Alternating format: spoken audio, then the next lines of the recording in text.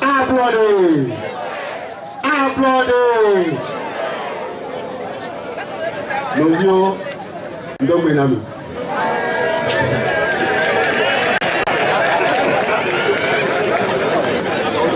Mardo français.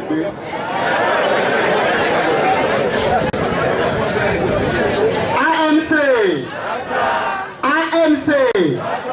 AMC! Merci. Je voudrais vous parler un peu de ce qui s'est passé lorsqu'on étudiait le budget à l'Assemblée nationale.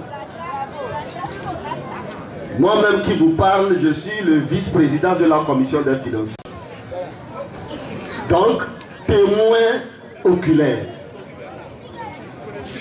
Nous avions constaté dans le budget beaucoup de choses qui ne nous permettaient pas de donner notre caution en tant que parti politique ANC au pouvoir, de continuer de voler les richesses du pays.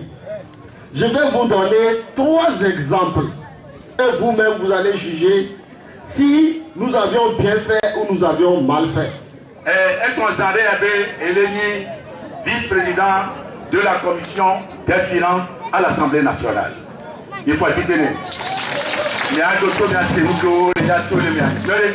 député à l'Assemblée. Je prends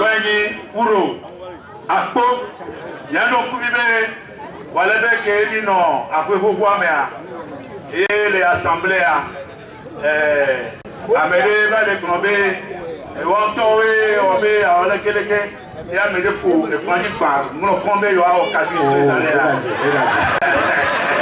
c'est mon frère, c'est pas moi, c'est mon frère.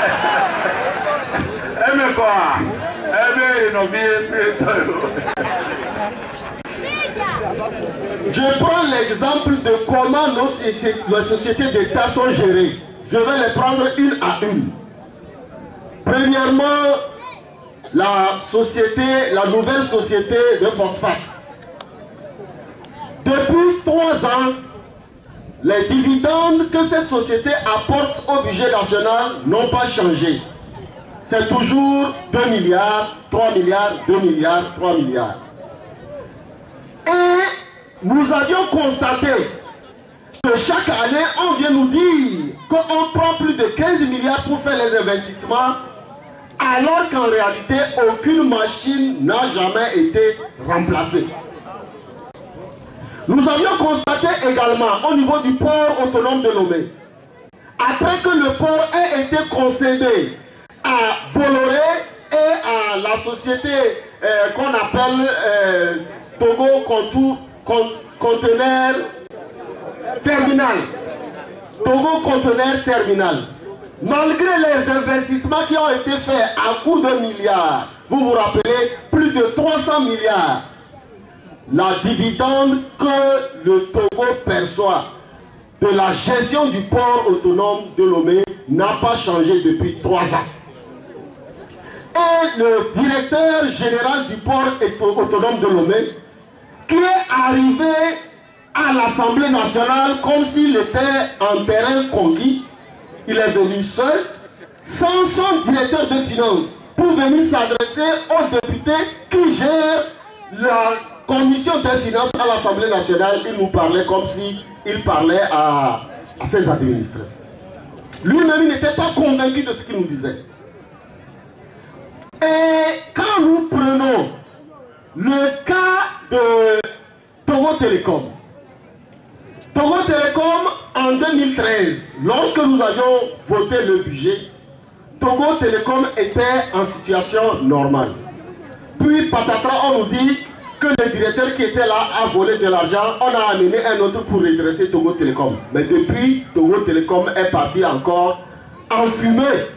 C'est devenu ce que nous pouvons appeler une portion congrue. Togo Télécom aujourd'hui, quand nous prenons 2014-2015, a présenté une situation négative de plus de 8 milliards. Et l'État togolais n'a pas bénéficié de dividendes venant de Togo Télécom. Voilà une société de téléphonie. Dans aucun pays au monde, une société de téléphonie a fait faillite. Dans aucun pays du monde, sauf au Togo. Sauf au Togo. Et des gens comme ça, je vous jure que quand il a fini de parler, on l'a applaudi. À l'Assemblée nationale. Ah oui, on l'a applaudi. C'est la même chose lorsque le directeur général de SAFER est arrivé. SAFER, il dit, c'est lui qui entretient les rues. Nous avions posé la question au ministre de l'urbanisme, qu'ils sont en train de faire ce qu'on appelle l'aménagement des villes. On lui a posé la question, est-ce que Baie est dedans? Il nous a dit non, que Baie n'est pas dedans, parce que s'il faut refaire les rues à Baie, on va casser les maisons. Et quand je suis arrivé ici, j'ai vu cette rue qu'on appelle la rue de passage des bœufs. Je vais demander au secrétaire national chargé de l'aménagement du territoire qui est assis ici, s'il faut faire cette rue-là, est-ce qu'on va casser des maisons ici? C'est qu'on ne nous considère pas. Un ministre ne peut pas venir répondre à des questions comme ça devant l'Assemblée nationale. Ça ne peut pas se passer au Sénégal ni en Côte d'Ivoire, mais c'est au Togo. Parce que nous suivons ce qui se passe là-bas. Nous prenons le budget lui-même, les ministères, ministère par ministère. Nous avions constaté au ministère du Développement à la base que au niveau du cabinet du ministère, on a mis plus de 23 milliards qu'un seul ministre gère dans son cabinet. Ça ne se fait nulle part. Nulle part. Un cabinet ministériel gère tous les fonds qui sont mis à notre disposition. Ça ne se fait nulle part.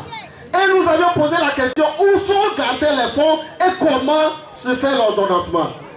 La ministre du Développement de la base a eu le courage de nous dire que ces fonds sont mis dans des comptes, dans des banques, à Ecobank, ITB, je ne sais pas, au moins 3 banques, qu'elle gère sous forme de revolving funds, c'est-à-dire des fonds de roulement, qu'elle recycle chaque année, sans aucun contrôle. Avec des emprunts qui ne passent pas par le trésor, mais qui vont directement dans les comptes du ministère. La même chose au ministère de l'Agriculture, où on gère des fonds qui ne sont pas déclarés au trésor public. Et c'est ça qui vient gonfler la dette du pays. Et au niveau du ministère de l'Agriculture, on a mis un projet qu'on appelle projet de développement communautaire. 10 milliards. Nous avions voulu savoir qu'en est-il exactement. On nous dit que c'est des fonds qu'on va remettre au PNUD pour réaliser des projets sociaux. Parce que nos ministères sont incompétents pour consommer le budget. Voilà ce que le ministre représentant le commissaire du gouvernement nous a répondu, nous les députés à l'Assemblée nationale. Et les gens ont applaudi. Ces fonds sont là, 10 milliards. Pourtant, ils ne sont pas capables de nous dire quand est-ce qu'on aura les élections locales. Je vais aller un peu vite parce qu'on m'a donné à peine 10 minutes. C'est pour ça que je ramasse. Et j'espère que vous me comprenez. Alors nous avons demandé au ministre de l'administration territoriale, puisque dans le budget, rien n'a été prévu pour les élections locales, ni pour la décentralisation. Écoutez-moi ce qu'il a dit et vous allez voir s'il faut applaudir. Il dit effectivement pour que nous puissions aller aux élections locales, il y a beaucoup de choses à faire. Sur les 36 communes, il y a seulement 21 qui sont construites. Donc il reste à peine 14 ou 15 à construire. Ils vont construire 3 communes chaque année. Donc on va construire 3 communes en 2016, 3 communes en 2017, 3 communes en 2018, 3 communes en 2019 et on va voir comment on peut le faire. Et quand vous vous rappelez, dans les discours de Faure Gnassingbé, il a dit quelque chose comme ça, dès que possible. Ça veut dire qu'ils n'ont aucune intention d'organiser les élections locales.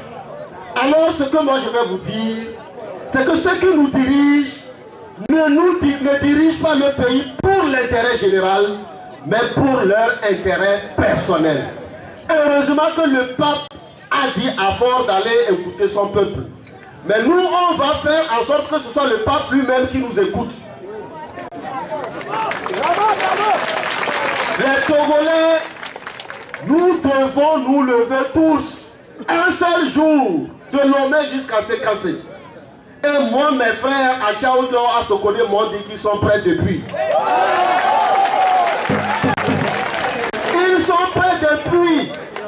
Alors nous devons un seul jour nous lever pour dire nous voulons les élections locales cette année 2016. Pour que nous-mêmes on puisse faire nos rues. Pour que nous-mêmes on puisse aménager notre ville. Pour que nous-mêmes on puisse organiser l'éducation. Comment on peut comprendre que nos universités, je prends l'exemple de l'université de Kara, tout le budget qu'on leur a donné, ils n'ont consommé que 9%. 9% en 2015. 9%. En 2013, lorsque nous avions voté le budget, la bourse, le montant qui était accordé à la bourse était évalué à 9 milliards. À la fin de l'année, le ministre n'a consommé que 7 milliards. Nous lui avions posé la question, qu'est-ce qui se passe? Il n'a pas répondu. Il n'a pas répondu. Alors que même si il ne peut pas affecter tout cela pour la bourse, il y a des moyens parce que l'année là, il y a eu ce qu'on appelle le correctif budgétaire. On pouvait réaffecter les 2 milliards pour aménager l'université. C'est pour vous dire que ces gens-là n'ont aucune volonté de faire du bien. Alors quand des gens n'ont pas de volonté de faire du bien, qu'est-ce qu'on fait? On les chasse. Et c'est ce que nous devons faire.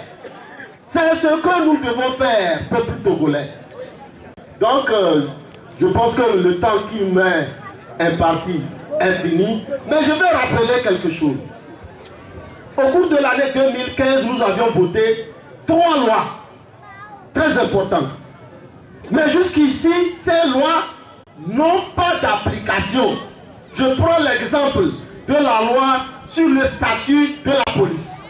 Normalement, avec cette loi, nos amis les policiers, on devrait leur changer les treillis et les chaussures pratiquement chaque 2 ou 3 mois. C'est ce que la loi a dit. Et Isabelle Amegangi, qui est la présidente du groupe parlementaire, a écrit, a fait une recommandation dans ce sens. Que le statut de la police soit appliqué dès le janvier 2017, c'est-à-dire avec le budget de 2017. Mais je vous informe que le jour où on devrait étudier le budget de la police, le ministre a fait faux bon. Il n'était pas venu. Il n'était pas venu pour nous expliquer pourquoi, après notre recommandation, pour que le statut de la police soit appliqué dès janvier 2017, janvier 2016, excusez-moi, janvier 2016, ça n'a pas été fait, il n'était pas là. Et à ce jour, cette loi que nous avions votée ne connaît pas de décret d'application. C'est la même chose pour la loi que nous avions votée pour ce qui concerne la lutte contre la corruption. Parce qu'ils savent, comme je vous ai expliqué la manière dont ils gèrent le budget, eux-mêmes, ils se remplissent les poches. Faure Gnassingbé ne peut pas lutter contre la corruption Parce que ceux qui l'entourent, tous ces gens-là, on ne sait pas qui fait quoi. Lui-même, il a dit que c'est une minorité qui s'est accaparée de la richesse du pays, sans qu'il ne nous dise lui-même de quel côté il est. À ce jour, cette loi ne connaît pas n'a pas eu de décret d'application. Puisque au Togo, les gens ne comprennent pas ce que c'est qu'une loi et son décret d'application. Quand on vote une loi, la loi ne peut pas être appliquée. Il faut un décret pour permettre à la loi d'être appliquée. C'est pour ça que la loi sur les statuts de la police ne peut pas être appliquée parce qu'il n'y a pas de décret d'application.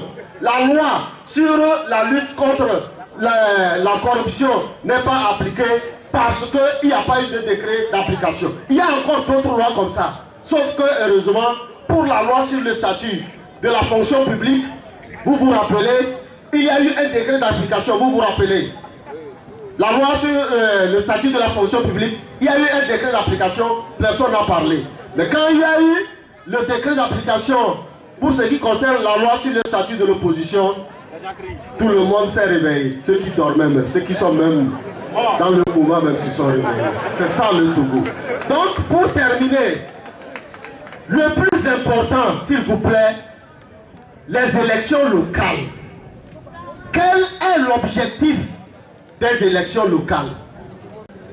Je vous fais savoir que la science nous a dit qu'il ne peut pas avoir de développement à la base sans la décentralisation. Et il ne peut pas avoir de décentralisation sans les élections locales. Les trois sont liés. Alors qu'on ne vient pas nous dire qu'on fait le développement à la base, alors qu'il n'y a pas de décentralisation, alors qu'il n'y a pas les élections locales, on nous trompe. S'ils sont d'accord qu'ils veulent le développement à la base, allons-y aux élections locales.